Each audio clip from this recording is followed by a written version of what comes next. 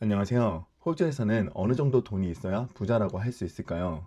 연봉이 높으면 부자인 걸까요? 아니면 집이 있으면 부자인 걸까요? 아마 한 번쯤은 이 질문에 대해 생각을 해 봤을 겁니다. 그런데 솔직히 물려받는 거 없이 시작해서 부자가 되는 것은 점점 더 어려워지고 있는데요. 왜냐하면 예전보다 호주에서 부를 쌓는 공식이 많이 바뀌었기 때문입니다. 예전에는 열심히 공부해서 좋은 직장을 얻고 꾸준히 저축해서 집을 사면 시간이 지나면서 집값이 오르기를 기다리는 방식으로 부자가 될 수 있었어요. 실제로도 이 공식으로 부를 쌓은 사람들이 꽤 많았는데요. 그런데 지금은 상황이 많이 달라졌습니다. 이제 집값은 임금보다 훨씬 빠르게 올라가고 있고 렌트비와 생활비, 보험료, 금리, 세금 부담까지 커지면서 예전처럼 월급만 모아서 자산을 쌓는 길이 점점 어려워지고 있어요.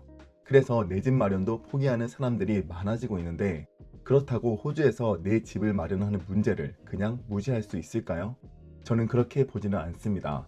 요즘 집값이 떨어진다, 지금은 사면 안 된다, 기다려야 한다는 말도 많지만 실제로 사람들과 모여 이야기를 해보면 결국 가장 많이 나오는 주제 중 하나가 바로 내 집 마련입니다.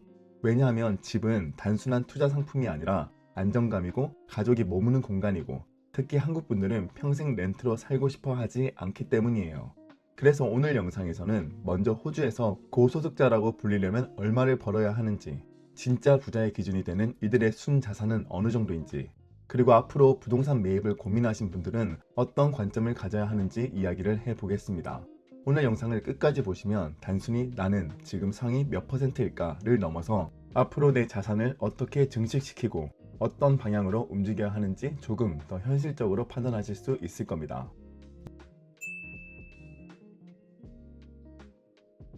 여기서 먼저 한 가지 현실적인 이야기를 먼저 해보고 싶어요. 요즘 주변을 보면 집값이 떨어진다, 혹은 지금은 집을 사지 말고 조금 더 기다려야 한다는 이야기 등 이런 말들이 정말 많이 들립니다. 특히 지금 많은 사람들이 금리나 경기 상황을 보면서 지금 집을 사는 것은 너무 위험하다고 말하고 있는데요. 그래서 이런 이야기들을 완전히 무시하기는 어렵습니다. 부동산 구매는 큰 돈이 들어가는 결정이고 금리, 대출 가능 금액, 소득, 생활비, 지역별 수요까지 모두 봐야 하는 자산이기 때문이에요. 그런데 저는 동시에 호주에 살면서 부동산을 완전히 무시하기도 어렵다고 생각합니다. 친구들과 만나도, 직장 동료들과 이야기를 해도, 가족들과 이야기를 해도 결국 집은 언제 사야 될까? 어디를 사야 할까? 디포짓은 얼마나 모아야 할까? 렌트로 계속 사는 게 맞을까? 이런 이야기로 자연스럽게 이어지는 경우가 많습니다. 그만큼 집이라는 것은 단순한 투자 상품만이 아니라 누군가에게는 자산이 되고 누군가에게는 가족이 안정적으로 지낼 수 있는 공간이 되고 또 누군가에게는 렌트 인상이나 갑작스러운 이사 걱정에서 벗어나서 살 수 있는 해결책이 됩니다. 특히 호주처럼 렌트비가 부담스럽고 좋은 집을 구하기 위해 많은 사람들이 경쟁해야 하는 시장에서는 내 집이 주는 안정감이 더 크게 느껴질 수밖에 없어요. 그래서 단기적으로 집값이 흔들린다고 해서 사람들이 내 집을 갖고 싶어 하는 마음이 사라지는 게 아니라 오히려 시장이 불안할수록 사람들은 더 조심스럽게 고민하게 되고 더 많이 비교하게 되고 더 현실적으로 계산을 하게 됩니다. 실제로 호주에서 살아가면서 부동산은 많은 사람들에게 언젠가 마주하게 되는 중요한 주제예요. 그래서 이제 부동산을 봐야 하나 보지 말아야 하나가 아니라 부동산을 어떤 기준으로 봐야 하느냐입니다. 예전처럼 그냥 집을 사고 오래 기다리면 되는지, 아니면 이제는 소득, 순자산, 현금 흐름, 대출 부담, 그리고 자산의 장기적인 가치를 함께 보면서 더 신중하게 접근해야 하는지, 바로 이 차이를 이해하는 것이 중요해요. 그런데 문제는 사람들이 여전히 내 집을 원한다고 해서 쉽게 살 수 있는 게 아니라는 겁니다. 예전에는 호주에서 부를 쌓는 공식이 비교적 단순했는데요. 열심히 일하고 소득을 올리고 소비를 줄이고 몇 년 동안 디포짓을 모은 다음 집을 사고 시간이 지나면서 집값이 오르기를 기다리는 방식이었죠. 물론 그때도 집을 사는 게 쉬웠다는 뜻은 아닌데요. 하지만 적어도 많은 사람들에게는 어렵지만 현실적인 목표였습니다. 몇 년 동안 열심히 모으면 언젠가는 내 집 마련에 가까워질 수 있다는 믿음이 있었던 거예요. 그런데 지금은 이 공식이 예전처럼 작동하지 않는 경우가 많아졌습니다. 가장 큰 이유는 자산 가격, 특히 부동산 가격이 임금보다 훨씬 빠르게 올라왔기 때문인데요. 내가 열심히 저축하고 있는데도 그 사이 집값이 더 올라버리고 디포짓으로 필요한 금액도 같이 커지고 결국 내가 가야 할 목표 지점이 매년 더 멀어지는 느낌을 받는 사람들이 많습니다. 여기에 물가와 렌트비 등 기본 생활 비용들이 계속 오르다 보니 예전처럼 단순히 조금만 더 아끼면 집을 살 수 있다 라고 말하기가 점점 어려워지고 있어요. 특히 렌트로 살면서 디포짓을 모으는 사람들은 더 큰 압박을 느낄 수밖에 없습니다.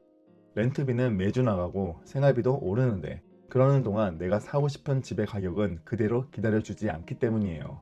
그리고 정부가 세수를 확보하려고 토지세, 인지세, 양도소득세, 카운슬레이트 등 부동산을 사고 보유하는 비용이 예전보다도 비싸졌습니다. 그래서 앞으로는 단순히 집은 시간이 지나면 오른다 라는 생각으로만 접근하기가 더 어려워질 수 있어요. 즉 사람들은 여전히 내 집 마련을 원하지만 실제로 이를 이루기가 어려워진 겁니다. 그래서 앞으로는 먼저 집값을 바라보기 전에 내 소득이 어느 정도인지, 내가 실제로 쌓고 있는 순자산은 얼마인지, 그리고 내가 번 돈이 얼마나 나의 자산으로 흘러가고 있는지 확인하는 게 더 중요해요. 그럼 여기서 앞으로 많은 분들이 궁금해할 수 있습니다. 호주에서는 대체 어느 정도 돈을 벌어야 고소득자라고 할 수 있을까요? 그리고 어느 정도 순자산이 있어야 부자에 가깝다고 볼 수 있을까요? 먼저 소득부터 이야기를 해보겠습니다. 많은 사람들이 연봉이 높으면 자동으로 부자가 될 거라고 생각을 하는데요. 물론 소득은 정말 중요합니다. 아무리 절약을 해도 줄일 수 있는 지출에는 한계가 있기 때문에 어느 순간부터는 소득을 어떻게 늘릴 것인지도 반드시 고민해야 해요. 하지만 소득이 높다고 해서 반드시 부자가 되는 것은 아닌데요. 연봉이 높아도 지출 관리가 안 되고 투자로 연결되지가 않고 현금 흐름이 계속 새어나가면 순자산은 생각보다 늘지 않을 수 있습니다. 2025년도 자료에서 나온 내용을 보면 호주 전체 텍스페이어의 중위소득은 약 55,619달러예요. 참고로 여기서 평균이 아니라 중위값을 보는 이유는 평균치는 아주 높은 소득을 버는 일부 사람들이 포함되기 때문에 숫자가 크게 올라갈 수 있습니다. 그래서 이런 데이터를 볼 때는 중위값이 더 현실적인 기준이 될 수 있는데요. 연소득 기준으로 상위 50%에 들어가려면 약 76,264달러, 상위 20%는 약 104,968달러, 상위 10%는 약 143,628달러가 필요합니다. 또 상위 5%는 약 189,178달러, 상위 1%는 약 375,378달러 정도인데요. 여기서 중요한 건 이 숫자들이 20대 사회초년생부터 50대 이상까지 모두 포함한 기준이라는 점입니다. 그래서 지금 막 커리어를 시작했거나 호주에서 새롭게 다시 시작하는 분들에게는 이 소득 수준이 많게 느껴질 수 있어요. 하지만 진짜 중요한 기준은 소득만 봐서 되는 게 아니라 순자산까지도 봐야 합니다. 바로 내가 가진 모든 자산에서 부채를 뺀 금액인데요.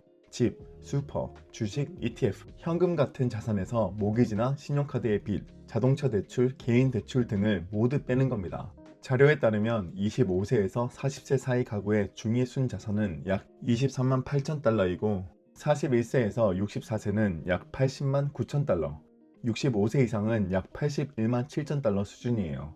그리고 25세에서 40세 사이 기준으로 상위 50%에 들어가려면 가구 기준으로는 약 44만 8천 달러, 개인 기준으로는 약 26만 1천 달러가 필요합니다. 그리고 상위 25%는 가구 기준 약 55만 4천 달러, 개인 기준으로는 약 32만 2천 달러이고 상위 5%는 가구 기준 약 155만 8천 달러, 개인 기준으로 약 82만 2천 달러입니다. 마지막으로 상위 1%는 가구 기준으로 약 309만 1천 달러, 개인 기준으로는 약 168만 6천 달러인데요. 여기서 잘 봐야 할 것은 25세와 40세는 같은 그룹 안에 있어도 커리어 기간, 소득, 투자 기간, 내 집 마련 여부에 따라 차이가 크게 날 수밖에 없어요. 그래서 중요한 건 내가 지금 상위 몇 %냐 보다 내 소득이 실제 자산으로 바뀌고 있는지, 그리고 내 순자산이 매년 올바른 방향으로 움직이고 있는지를 보는 것입니다. 그렇다면 호주 사람들의 부는 실제로 어디에 많이 쌓여 있을까요? 데이터를 보면 대부분의 호주인 자산은 크게 두 곳에 많이 묶여 있는데요. 바로 슈퍼와 부동산입니다. 이 두 가지는 호주에서 장기적인 자산 형성에 정말 큰 역할을 해왔어요. 슈퍼는 시간이 지나면서 복리로 쌓이는 노후 자산이고 부동산은 많은 가정의 순자산을 크게 키워온 대표적인 자산입니다.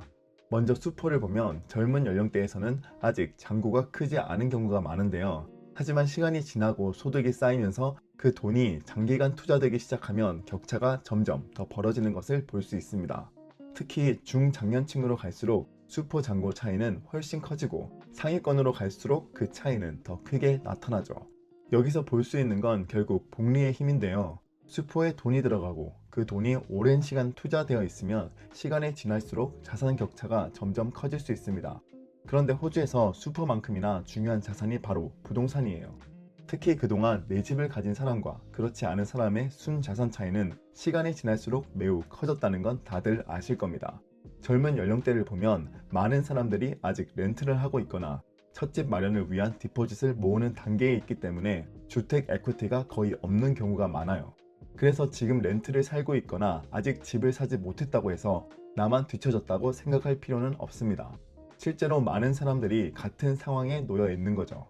하지만 시간이 지나 중장년층으로 넘어가면 주택 에퀴티는 크게 올라가고 은퇴 시점이 가까워질수록 부동산이 순자산에서 차지하는 비중도 더 커지는 경향이 있습니다. 이 흐름을 보면 호주에서 부동산이 장기적인 자산 형성에 얼마나 큰 역할을 해왔는지 알 수 있어요. 그래서 저는 호주에 살면서 부동산을 완전히 무시하기는 어렵다고 생각을 합니다. 집값이 흔들린다는 말이 있어도 사람들은 여전히 안정적인 내 집을 원하고 실제 자산 구조에서도 부동산은 큰 비중을 차지하고 있어요. 하지만 여기서 우리는 정확히 알아야 하는데요. 부동산이 중요하다는 말과 아무 부동산이나 사서 오래 기다리면 된다는 말은 완전히 다릅니다. 앞으로는 부동산을 보더라도 예전처럼 단순히 언젠간 오르겠지 라는 생각만으로 접근하면 안 되는 시기입니다. 이제는 그 부동산이 내 현금 흐름을 무너뜨리지 않는 선 안에서 순자산을 장기적으로 상승시켜 줄지를 함께 봐야 하는 거죠. 지금 수십 년 동안은 꽤 단순한 공식이 통했습니다. 괜찮은 지역에 땅이 어느 정도 있는 집을 사서 오래 보유하고 시장이 올라주기를 기다리는 방식이었죠.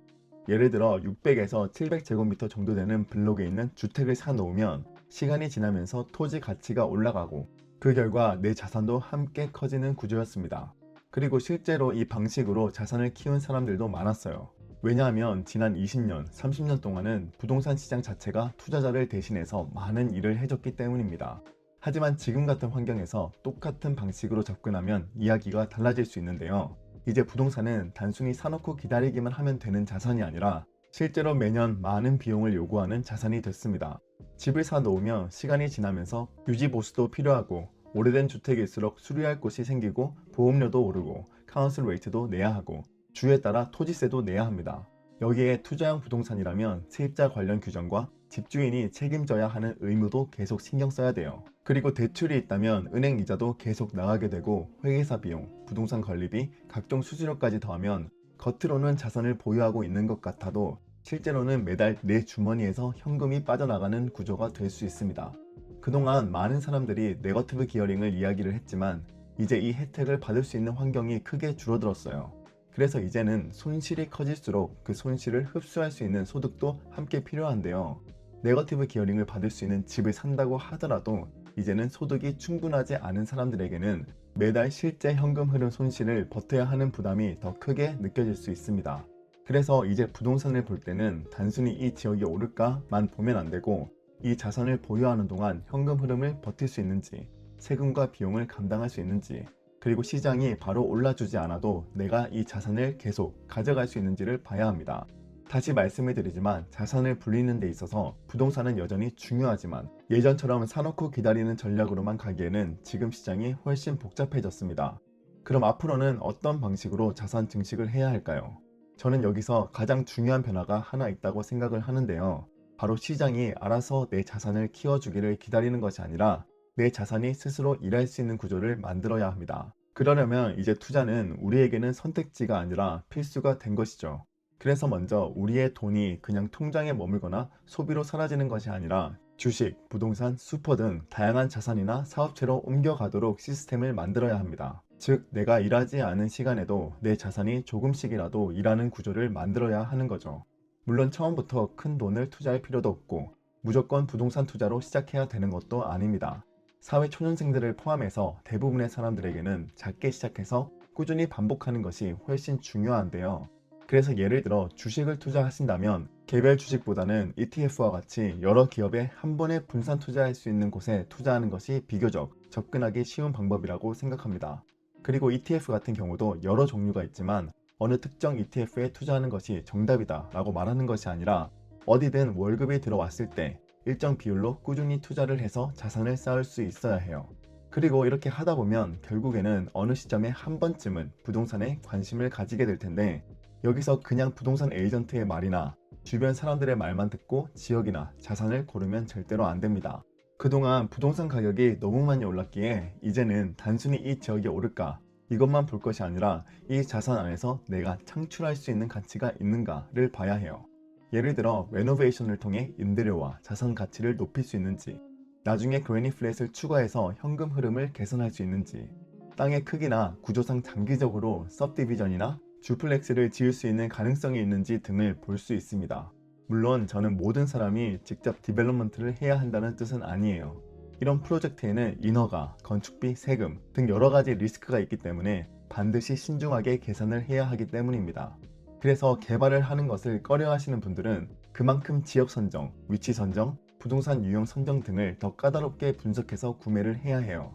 제가 말씀드리고자 하는 것은 이제는 어떤 집이든 그냥 사놓고 오르겠지 라고만 생각하는 수동적인 투자에서 내가 자산의 가치를 어떻게 더 상승시킬지 고민하거나 어떤 자산이 더 많이 상승할지에 대한 공부를 기반한 능동적인 투자로 바꿔야 합니다. 그리고 가능하다면 출구 전략도 열어두는 것이 좋은데요. 어떤 부동산은 가치를 상승시켜서 매도를 한 후에 수익을 실현할 수도 있고, 어떤 부동산은 임대 수익과 장기 성장성을 보고 계속 보유할 수도 있습니다. 그래서 가장 좋은 자산은 팔아도 수익을 충분히 거둘 수 있고 보유를 해도 유지가 잘 되는 자산인 거예요. 만약 시장이 흔들린다고 억지로 팔아야 하거나 반대로 보유를 하면 할수록 손실은 너무 큰데 어쩔 수 없이 버티는 구조는 위험합니다. 결국 앞으로 필요한 것은 하나의 완벽한 투자처를 찾는 것이 아니라 내 순자산이 꾸준히 커질 수 있는 시스템을 만드는 것이에요. 그래서 여러분들 중 부동산 투자를 통해 부를 축적하기 원하신다면 지금 발행하고 있는 호주드림 뉴스레터를 고정 댓글을 통해 신청하시면 어떤 곳을 찾아야 하고 어떤 곳을 피해야 하는지 아실 수 있을 겁니다. 그래서 오늘 영상에서 제가 가장 말씀드리고 싶은 건 호주에서 부자가 되는 기준을 단순히 연봉이나 집 한 채로만 보면 안 된다는 겁니다. 중요한 건 내가 번 돈이 실제 자산으로 쌓이고 있는지, 그리고 내 순자산이 시간이 지나면서 올바른 방향으로 움직이고 있는지 알아야 하는 거예요. 그리고 호주에서는 많은 사람들이 부동산을 통해 큰 자산을 형성했기 때문에 우리는 부동산을 완전히 무시하기는 어렵습니다. 하지만 이제는 예전처럼 집은 언젠가 오른다는 믿음만으로 접근하기에는 시장이 훨씬 복잡해졌어요. 그래서 앞으로는 부동산이든 ETF든 슈퍼든 어떤 자산을 투자하더라도 이걸 내가 감당할 수 있는지, 현금 흐름이 버틸 수 있는지, 장기적으로 내 자산 구조에 도움이 되는지 확인해야 합니다. 그리고 지금 당장 할 수 있는 가장 현실적인 시작은 내 순자산을 기록해 보는 건데요. 저도 이건 매달 하고 있는 작업인데 내가 가진 자산과 빚을 확인하고 매달 돈이 어디로 흘러가는지 보고 투자할 수 있는 금액을 작게라도 자동으로 투자가 되는 시스템을 만드는 것이 중요해요. 이제 처음 시작하는 분들이 아셔야 되는 것은 처음부터 완벽할 필요는 없다는 겁니다. 그리고 오늘 함께 나이대별로 소득과 자산이 어떤지도 봤지만 지금 내가 상위 몇 퍼센트에 있는지도 사실 가장 중요한 문제는 아니에요. 진짜 중요한 건 작년보다 올해 조금 더 나아지고 있는지, 그리고 내 돈이 소비로만 사라지는 것이 아니라 자산으로 바뀌고 있는지입니다. 그리고 부동산을 고민하는 분들은 너무 급할 필요도 없습니다. 너무 부동산이 오른다는 내용에만 매몰되어서 지금 당장 사야 할 필요도 없고, 반대로 이제 부동산이 폭락할 것만 같은 두려움 때문에 이 시장을 외면할 필요도 없어요. 결국 지금 필요한 건 여러분 자신의 상황을 정확히 알고 무리하지 않는 선에서 자산을 쌓는 방향으로 공부하고 움직이는 것입니다. 그래서 오늘 영상이 여러분이 호주에서 내 집 마련, 투자, 그리고 앞으로의 자산 형성 방향을 생각하는 데 도움이 되었으면 좋겠습니다. 혹시 여러분은 지금 어떤 단계에 계신가요?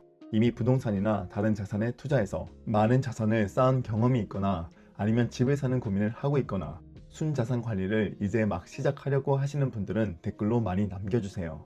오늘 영상도 도움이 되셨다면 구독과 좋아요도 부탁드리고 저는 다음 영상에서 찾아뵙겠습니다. 감사합니다.